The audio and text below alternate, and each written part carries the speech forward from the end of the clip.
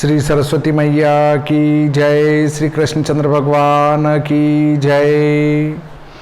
आज हम वापस वक्री ग्रह के ऊपर आते हैं। इसके ऊपर मैं पहले एक वीडियो बना चुका हूँ, ग्रह वक्री कब कैसे क्यों। इसको चित्र के द्वारा भी आज मैं आपको समझाऊंगा। वैसे पुस्तकों में कई चीज़ें लिखी हुई है कि वो चौथे भाव सूर्य से चौथा न पांचवा न ऐसे वक्र न अति वक्र न मंद न मंदतर न वो सब भाव बताए, मार्गी न वक्रीन, वो सब उसमें भाव की पोजीशन के हिसाब से बताए हैं, परंतु वो वस्तुतः उस तरीके से वक्री नहीं होते हैं। अब उसके बाद अगली बात पर आते हैं कि शुक्र के वक्र मार्गत्व पर एक बात आई थी सामने। आदरणीय विद्वान रमेश जी वाइगा ओमकर साहब ग्वालियर ने बताया कि आपने जो सूर्य और शुक्र का अंतर 72 डिग्री कहा है, वस्तुतः वो उतना नहीं है। आप एक बार और इसको देखें। मैंने इसको कहीं पढ़ा था कि सूर्य से शुक्र 72 डिग्री तक आगे जाता है, परंतु जब आदरणीय वाइगांवकर साहब ने बताया तो मैंने पुनः उसको चेक किया और पाया कि हाँ 45 से 48 डिग्री ही वो सूर्य से आगे या पीछे जा सकता है शुक्र, इससे अधिक अंतर पर नहीं जाता है। परंतु हो सकता है प्राचीन समय में जाता था, तब वो किसी पुस्तक में लिखा है कि 72 डिग्री तक दूर जा सकता है शुक्र। परंतु वर्तमान दृश्य गणित में मैंने भी प्रत्यक्ष मिला के देखा और आदरणीय वाइगांवकर साहब ने भी देखा है कि वो 45 से 48 डिग्री दूर ही जा पाता है और उनकी बात पूरी सत्य है। फिर भी अपन अब उसका स्वरूप जानते हैं कि ये ग्रह वक्री क्यों होते हैं। ये ग्रह जो है वृत्ताकार पथ में भ्रमण नहीं करते हैं, दीर्घ वृत्ताकार पथ में भ्रमण करते हैं। इसको कहते हैं दीर्घ वृत्त।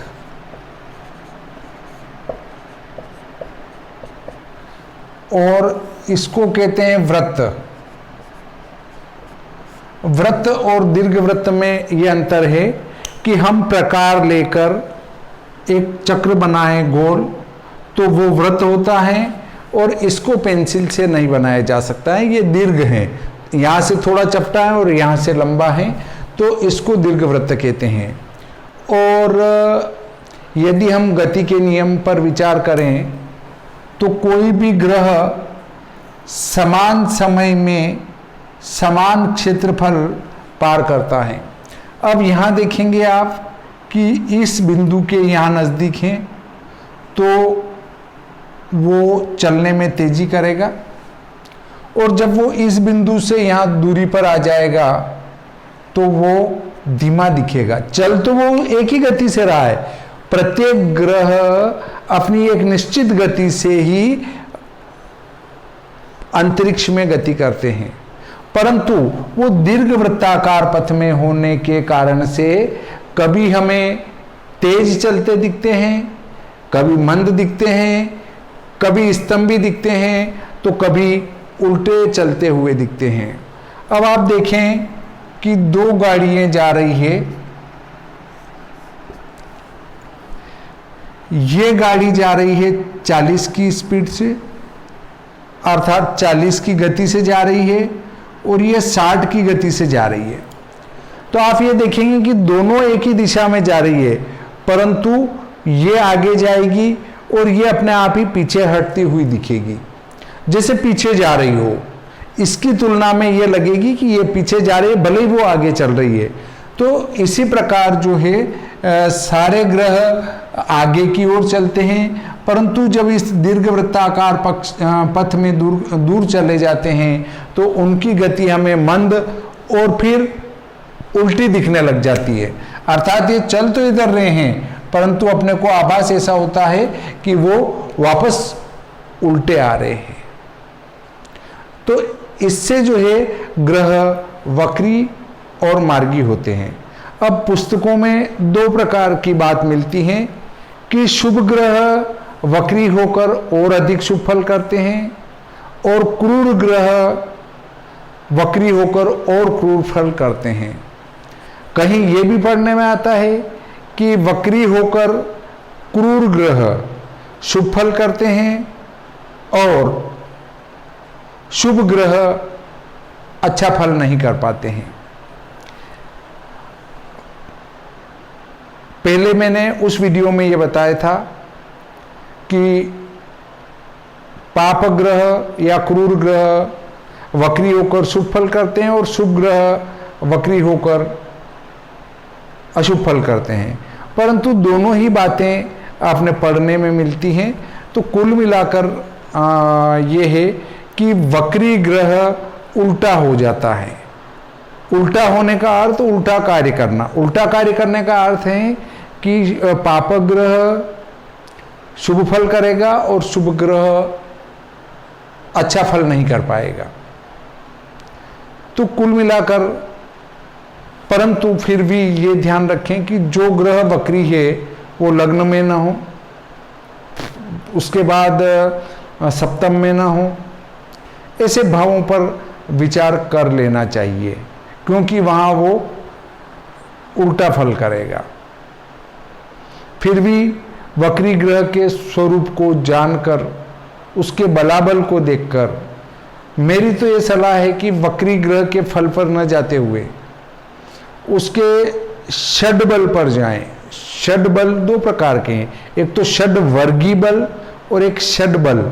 षड बल में 6 बल युक्त हैं और षड वर्गी बल में 6 वर्गों का बल है और ये 6 वर्ग और एक सप्तमांश मिलाकर 7 वर्ग का बल ऑलरेडी उस षड बल के अंतर्गत आ जाता है। इसलिए किसी भी ग्रह का शुभ अशुभ फल ज्ञात करने के लिए ग्रह का षडबल देखें। इसके अलावा दूसरी बात और है कि उस षडबल के अतिरिक्त आप उस ग्रह का इष्ट देखें, कष्ट देखें। यदि कष्ट अधिक है ग्रह का तो वो कष्ट फल अधिक करेगा।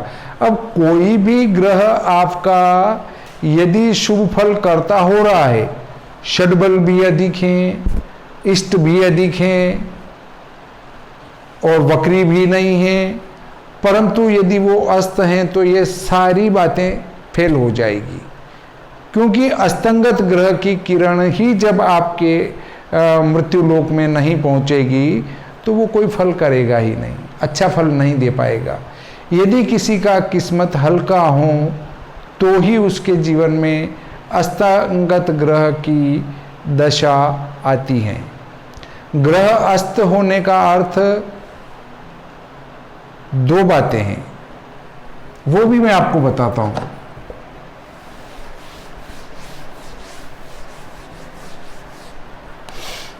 ये बात आती है लोप, दर्शन, उदय, अस्त। इसमें अंतर समझने की आवश्यकता है। लोप का अर्थ है कि सूर्य प्रकाश में उस आकाश, उस ग्रह पिंड की आभा, सूर्य के प्रकाश में उस ग्रह के पिंड की आभा का लुप्त हो जाना, अर्थात उसका दिखाई नहीं देना लोप है। और जब वो वापस सूर्य के नजदीक से दूर हो जाता है तो दिखने लगता है, उसी को कहते हैं दर्शन। ये लोप दर्शन है। उदय, उदय का अर्थ है कि वह आकाश पिंड चाहे सूर्य की आभा में अदृश्य है परंतु पूर्व में उदय होकर पश्चिम में जो प्रतिदिन सूर्य जैसे उदय हो रहा है और अस्त हो रहा है, वैसे ही प्रत्येक ग्रह पिंड पूर्व में उदय होता है और पश्चिम में अस्त होता है। यही उस ग्रह का उदय और अस्त हैं और वो लोप और दर्शन है। शायद आप लोप दर्शन और उदय अस्त में अंतर जान चुके होंगे। अब मैं आपको ग्रह का स्वरूप भी बताता हूँ। आप देखें कि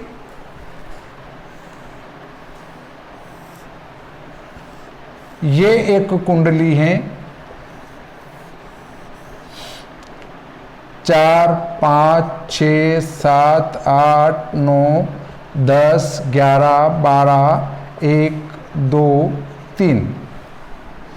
इसमें माना सूर्य यहाँ है, शुक्र यहाँ है, बुध यहाँ है, गुरु यहाँ है, चंद्रमा यहाँ है, मंगल यहाँ है, शनि यहाँ पर है, राहु यहाँ है, केतु यहाँ है। अब आप देखें कि सूर्य से शुक्र अधिकतम तीसरी राशि पर जा सकता है, आगे या पीछे। सूर्य यहां बैठा है तो यहां से तीसरी राशि 1 2 3। शुक्र कभी भी किसी भी पत्रिका में सूर्य से तीसरी राशि से अधिक आगे नहीं जाएगा, अर्थात सूर्य यहाँ है तो शुक्र यहाँ नहीं आ सकता। ऐसे ही सूर्य से पीछे तीसरी राशि यहाँ तक रहेगा, शुक्र यहाँ नहीं आएगा। कभी भी सूर्य से चौथे से लगाकर 10वें तक आपको शुक्र नहीं मिलेगा किसी भी पत्रिका में, और अगर लिखा हुआ मिले तो वो गलत है। अब हम 48 अंश भी माने शुक्र को और 48 होता है, तो ये अगर इस कर्क की 25 डिग्री पर है तो 25 और 30, 25 के बाद 5 अंश ही बचते हैं, तो 5 और 30 35 और 10 45। मतलब यहां अधिकतम 10-12 अंश पर वो मिलेगा। यदि 5 अंश पर ये है तो 25 डिग्री पर लगने हैं तो 5 अंश इसके बचते हैं।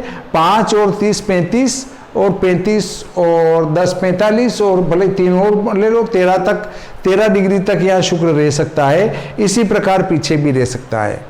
अब लेते हैं बुध की बात। तो बुध सूर्य से एक राशि पीछे होगा, सूर्य से एक राशि आगे होगा या सूर्य के साथ होगा। शुक्र तो 1 2 3 1 2 3 इन स्थानों में शुक्र रह सकता है, अर्थात सूर्य से। मान लो सूर्य यहाँ है तो शुक्र 1 2 3 इतना पीछे हो सकता है, 1 2 3 इतना आगे हो सकता है जहां बैठा वहां से। और बुध हमेशा उसके पीछे, उसके आगे या उसके साथ रहेगा, वो 3 भावों में जा सकता है। और शुक्र जा सकता है 1 2 3 4 और 5 भाव में। सूर्य शुक्र से 5 भाव के अंतर पर ही शुक्र हमेशा रहेगा, अर्थात 2 भाव आगे उसको छोड़ के, 2 भाव आगे 2 भाव पीछे और स्वयं के साथ, ये 5 भाव में शुक्र रह सकता है। परंतु बुध हमेशा 3 भावों में रहेगा, या तो 1 भाव पीछे या 1 भाव आगे या एक साथ में। तो ये 3 स्थानों में आपका बुध रहेगा, शुक्र 5 में रहेगा और बाकी ग्रह पूरी कुंडली में भ्रमण करेंगे। यदि आप कोई कुंडली देखते हैं तो प्रथम बुध का ध्यान लगाएं ताकि, और शुक्र का ध्यान लगाएं क्या वो सही लिखे गए हैं या नहीं लिखे गए हैं। अब और बात करते हैं, सूर्य यदि लग्न में है तो प्रातःकाल का जन्म है, यहाँ दोपहर का जन्म है, यहाँ संध्या का जन्म है और यहाँ मध्य रात्रि का जन्म है। सूर्य को देखकर भी आप जातक का समय बता सकते हैं कि कब का जन्म है। यदि सूर्य यहाँ से इधर हो यहाँ तक तो रात्रि का जन्म है, यहाँ हो तो संध्या है, और इन भावों में सूर्य हो तो वो दिन का जन्म है। इस प्रकार आज मैं रमेश जी वाईगांवकर साहब को धन्यवाद देता हूं कि जिनने कम से कम उस 72 डिग्री वाले पर एक प्रकाश डाला, ताकि हम एक वास्तविक जानकारी की ओर बढ़े। जो मैंने पढ़ा था वो 72 डिग्री हैं, और फिर मैंने भी उनके कहने से अध्ययन किया, तो वर्तमान के दृश्य गणित में वो 45 से 48 डिग्री आगे पीछे हो सकता है, इससे अधिक नहीं। अब वो मैंने 72 डिग्री पढ़ा, तो वो पहले 72 डिग्री होता था या नहीं होता था, इस पर अपन नहीं जाएंगे, पर जो वर्तमान की वास्तविक स्थिति है उसको ध्यान में रखेंगे। यदि आपको मेरा वीडियो पसंद आया हो तो लाइक करें, शेयर करें, सब्सक्राइब करें, बेल आइकन दबाएं, ताकि आपको समय समय पर मेरे नए वीडियो की सूचना मिलती रहे। इसी प्रकार मैं श्री भादव माता पंचांगकर्ता ज्योतिषाचार्य पंडित भागीरथ जोशी, विश्व सायन लग्न सारणी, विश्व दिनमान सारणी, विश्वोपकानयनम, भविष्य फलमार्तन, श्री भादव माता पंचांग का लेखक, नीमच से, मध्य प्रदेश। बोलिए श्री सरस्वती मैया की जय, श्री कृष्णचंद्र भगवान की जय।